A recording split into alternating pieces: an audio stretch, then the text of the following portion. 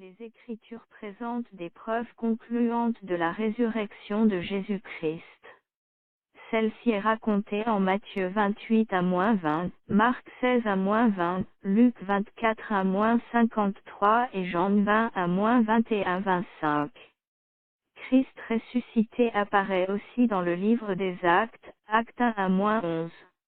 On peut tirer de ces passages plusieurs preuves de la résurrection. Il y a d'abord le changement radical qui a eu lieu chez les disciples, lesquels sont passés d'un groupe d'hommes effrayés qui se cachaient à des témoins forts et courageux de l'Évangile, parcourant le monde entier. Qu'est-ce qui pourrait mieux expliquer ce changement radical que l'apparition de Christ ressuscité? Il y a eu aussi la vie de l'apôtre Paul. Qu'est-ce qui l'a transformé de persécuteur de l'Église en apôtre? L'apparition de Christ qu'il eut sur le chemin de Damas, acte 9 à -6. Ensuite, il y a le tombeau vide. Si Jésus n'était pas ressuscité, alors où son corps se serait-il trouvé? Les disciples et d'autres ont vu le tombeau où il a été enseveli.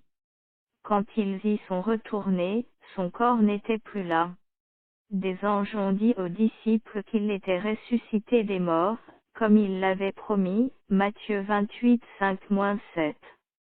Ces nombreuses apparitions sont une autre preuve de sa résurrection, Matthieu 28 5, 9, 16-17, Marc 16 9, Luc 24 13-35, Jean 20 19, 24, 26-29, 21 à -14, Acte 1 6-8, 1 Corinthiens 15 5-7. L'importance qui attachait les apôtres est également une preuve de la résurrection de Jésus. Le passage clé à ce sujet est 1 Corinthiens 15. Dans ce chapitre, l'apôtre Paul explique pourquoi il est crucial de comprendre et de croire en la résurrection. Il nous donne les raisons suivantes. 1. Si Christ n'était pas ressuscité, les croyants ne ressusciteraient pas non plus, 1 Corinthiens 15 12-15. 2.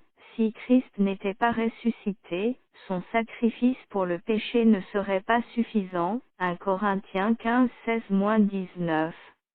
La résurrection de Jésus est la preuve que sa mort a été agréée par Dieu pour l'expiation de nos péchés.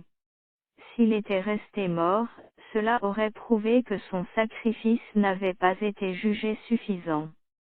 Par conséquent, les croyants ne recevraient pas le pardon des péchés et resteraient morts également, 1 Corinthiens 15 16-19.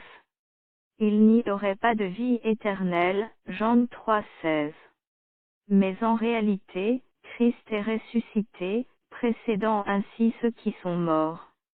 1 Corinthiens 15 20. 3. Enfin, les Écritures disent clairement que tous ceux qui croient en Jésus-Christ seront ressuscités pour la vie éternelle, tout comme lui, 1 Corinthiens 15 20-23.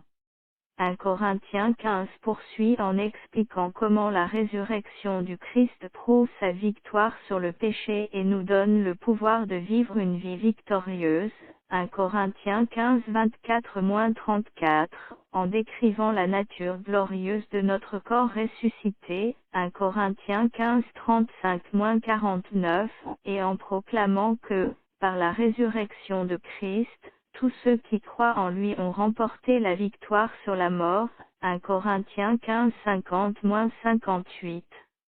Quelle vérité glorieuse que celle de la résurrection!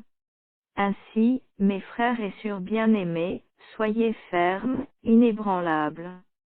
Travaillez de mieux en mieux à l'œuvre du Seigneur, sachant que votre travail n'est pas sans résultat dans le Seigneur. 1 Corinthiens 15 58. D'après la Bible, la résurrection de Jésus-Christ est clairement vraie, la Bible la raconte, mentionne 400 témoins qui l'ont vu ressusciter et base des doctrines chrétiennes cruciales sur l'historicité de sa résurrection.